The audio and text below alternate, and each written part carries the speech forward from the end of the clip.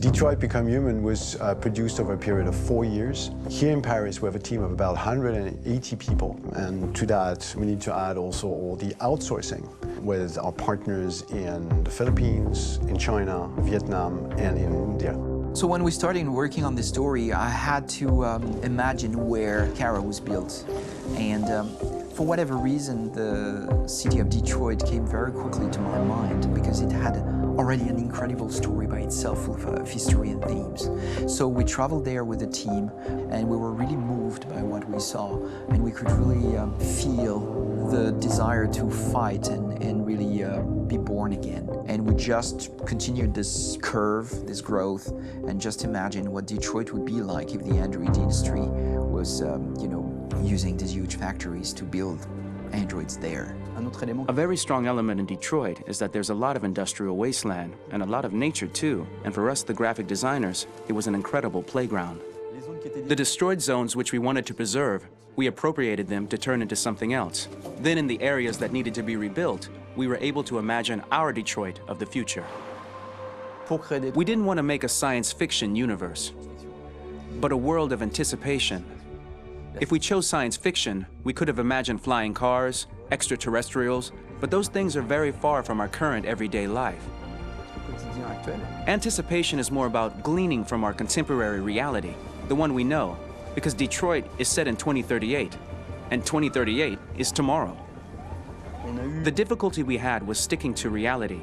That is to say, technology becoming more and more invisible, a lot more elegant, and at the same time, making it visual. So all the computer equipment, autonomous cars, we simply had to invent. They are in fact very technological objects, but at the same time remain very credible and ingrained in reality. To create a cohesive universe in the fashion and clothing of the human characters in 2038, I didn't want to put an accent on strange shapes, or really vibrant colors, and things we wouldn't know. That I wanted to keep for the androids. The goal was to create something familiar which we can identify with in this future setting.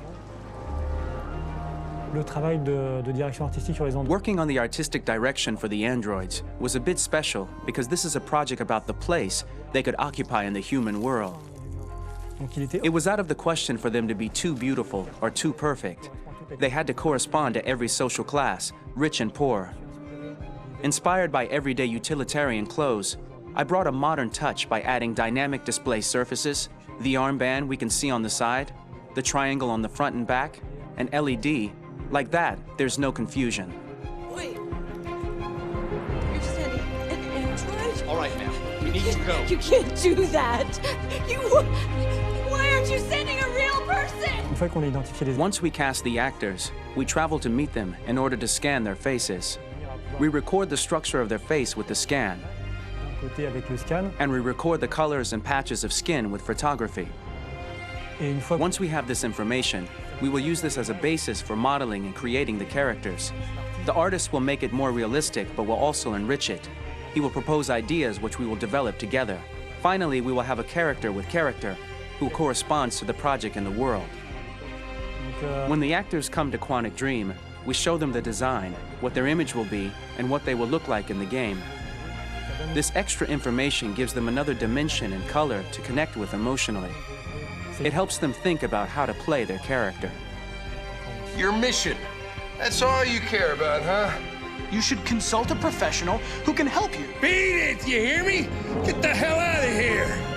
So there are 3 types of shoots at Quantic Dream. Shooting and performance capture, where you capture the whole actor, his voice, his face, and his body. These shoots are obviously done with American actors because the game's original version is in American English. After that, there are the body-only shoots, representing around 250 days of filming, while the performance capture is 100 days of filming. Now, body-only shoots, there are 2 types. There are the action shoots and the technical shoots, which are mokit shoots. Mokit is when the player controls a character on the screen, and he moves in an environment to explore it. This is of particular importance at Quantic Dream, and therefore we shoot a lot to offer a unique context for each scene and each character. To prepare a motion capture shoot, we first get together to look at the sets we need, the animations that we want to shoot, which ones need to be grouped together, or which ones need to be cut and shot at another time, so that we get the most out of the shooting day. This often means shooting scenes out of order, especially those with big props or accessories, like a big car, for example. So we shoot all the animations related to that particular prop first.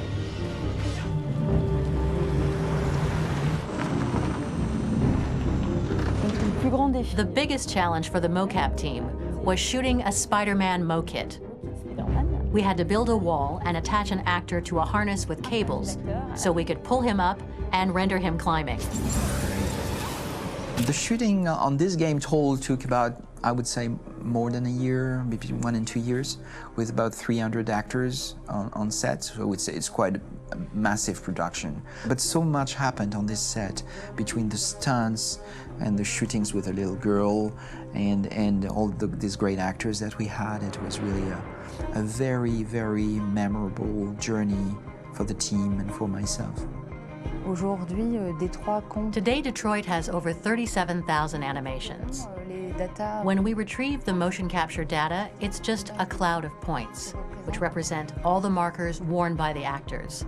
From this cloud of points, we have a phase called retargeting, which gives us a skeleton. This skeleton will be applied to the characters of the game. There is still work to be done, but this gives us the main movements. Since we are working on something very realistic, we must recognize the actor and also recover all the emotion he expresses in his performance. We use a system of facts, an identity card for each actor.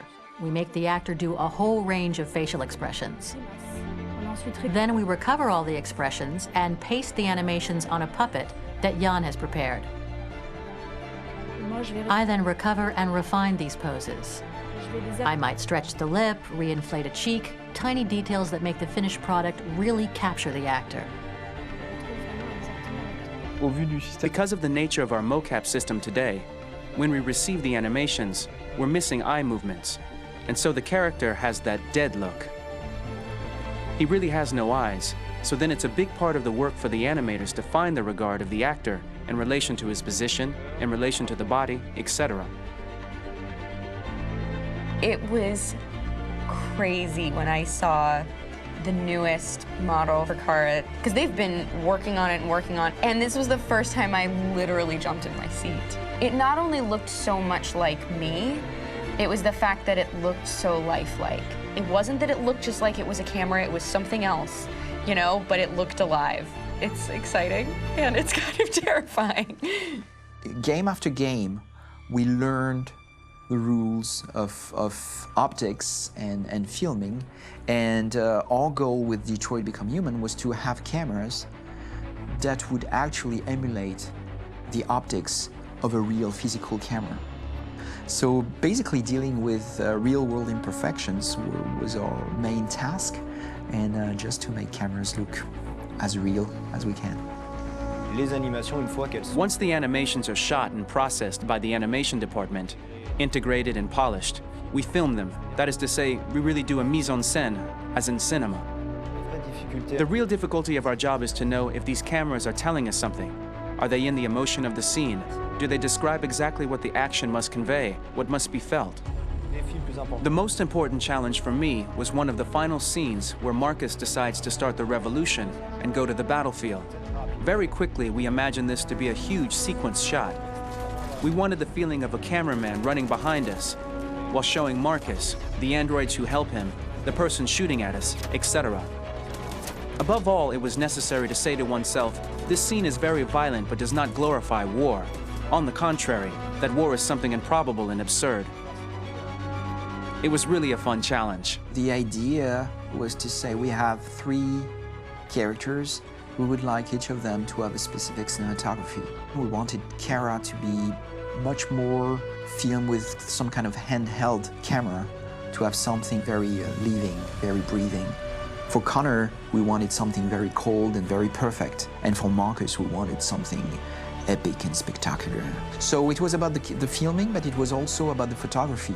So we worked with a director of photography to give each character a different lighting, different key colors. Each of them would have their own worlds. And finally, we worked with the composers, so they would create a specific sound for each character, so each would have his own world and his own style.